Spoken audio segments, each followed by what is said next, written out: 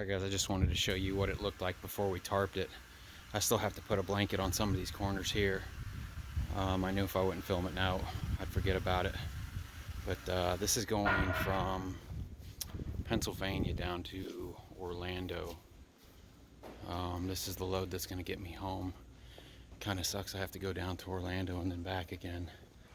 And then we got a box over here. All this is going to be tarp, so...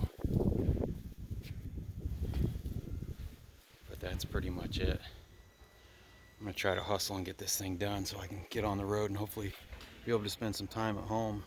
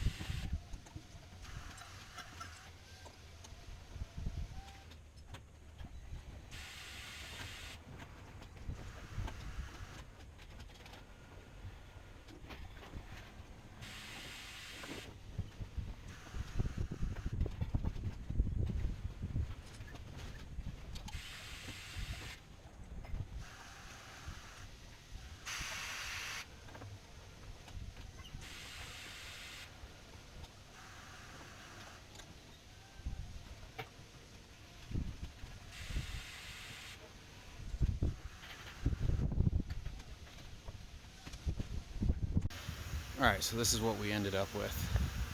I'm finding that if you have an empty ring and you have the extra bungee cords, just go ahead and throw a bungee strap on it, because the wind beating your tarp to death is just as bad as a sharp corner. So, well, maybe not as bad, but it'll dang sure shred your tarp from flapping in the wind. So you want to try to keep these things as tight as possible. So pretty much it.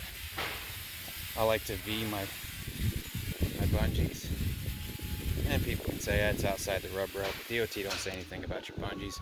That's not going to affect your load. If somebody rubs up against you and cuts those, your load's still not going to go anywhere. You're just not going to have a tarp anymore.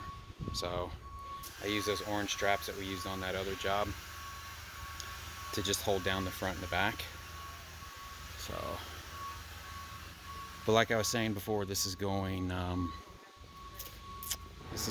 Pennsylvania down to Orlando, Florida. I think it's like $1.44. It'll be $1.20 if they can't find me something from Orlando back home. So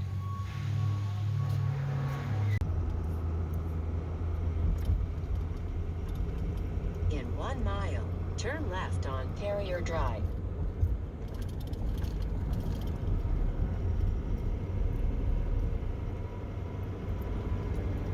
Continue on South Kirkman Road.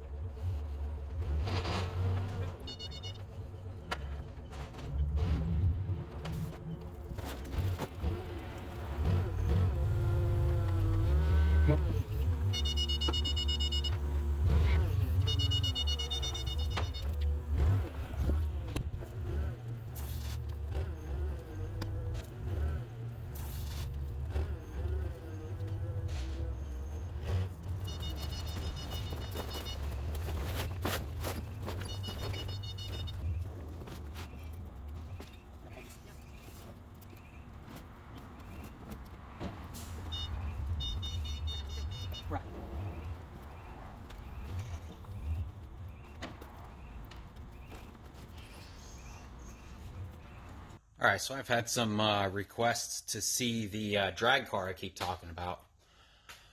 This is my second Mustang. The first one I bought when I was 16 years old. Had it for up until about 2 years ago, and Lita and I had we put a lot of upgrades into that thing. We twin turboed it, Holly a Dominator computer, all that. This thing's been sitting out here for like 2 years, guys, because I kind of just ran out of money. Anyways, so the first Mustang, twin turbocharged it, blah, blah, blah. Had roll cage. It was a 351 with a C4. Okay? And first time out, there's a little road down the down from my house here that I always did my testing on before I'd actually go to the track. I didn't want to pay a track fee to go out there and find something stupid. But so we put twin turbos on it. I'll put some pictures in too. Painted it myself. I painted it once in the garage at our other house. And somebody broke into my garage and beat it up with a sledgehammer. So we had to start all over again. Brought it over here. We bought this house. I actually ended up painting it in here. Anyways, first time taking it out, I don't think I had my fuel rails tightened down. And hit about 12 pound of boost. I heard a pop noise and car caught on fire. Burnt to the ground. I had nothing but liability insurance on it because when I insured it, I had it was nitrous at the time, and then I swapped it over to turbo. That's one of the main reasons I swapped it over to turbo, because I couldn't find anybody to insure a nitrous car. So we swapped it over to turbo. Didn't have time to call the insurance company, and it burnt to the ground. About 40 grand down the toilet. So a buddy of mine that's part of a car club I'm a part of had this car, Pony Express Racing. He'd been on to me about buying this car, and just so happened since the car burned up, we went ahead and bought this. This came with a 351 with a power glide, and it was nitrous as well. And we're putting twin turbos on it right now. I popped a hole in one of the pistons. So it had been down for a while. And we're just now just trying to get it back together. Life throws you a lot of curveballs sometimes. So it's hard after spending the amount of money that we spent on the other one to just turn around and dump it back into this one.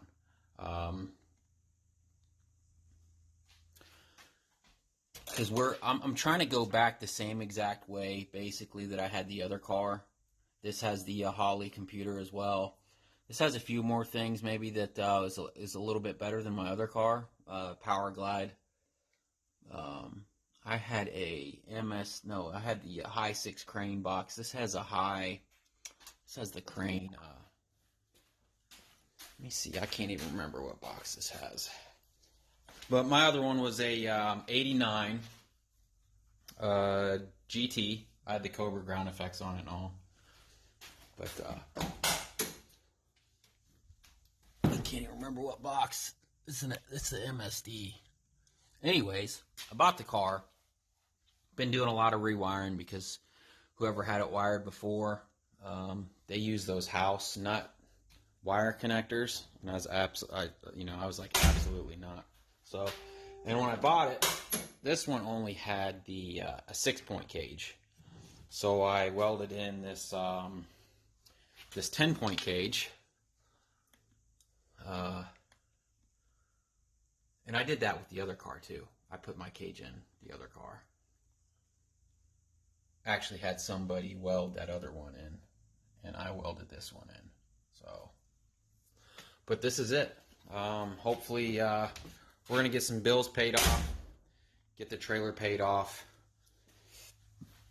the gooseneck trailer, and hopefully start. Man, this gimbal is nutty. Hopefully start dumping money back into this thing. Start racing, but we'll see. You never know. Life might throw me another curveball.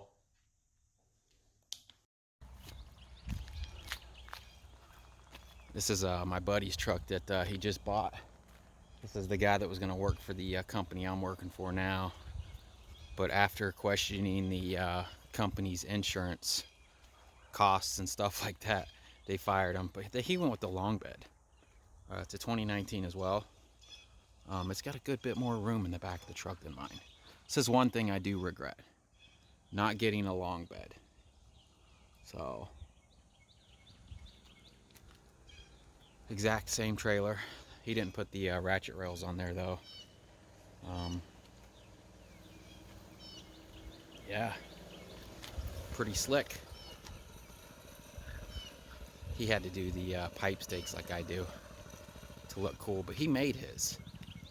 He just took some, got some pipe or some channel, and then welded some rebar to keep it from sliding all the way through. So I like that idea better. He copied me with the toolbox.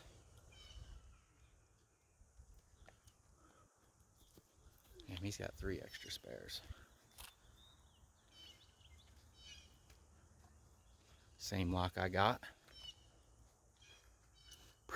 Pretty much anything I've gone out and bought and figured out it's good. He's got his hitch down here. He's gone out and bought.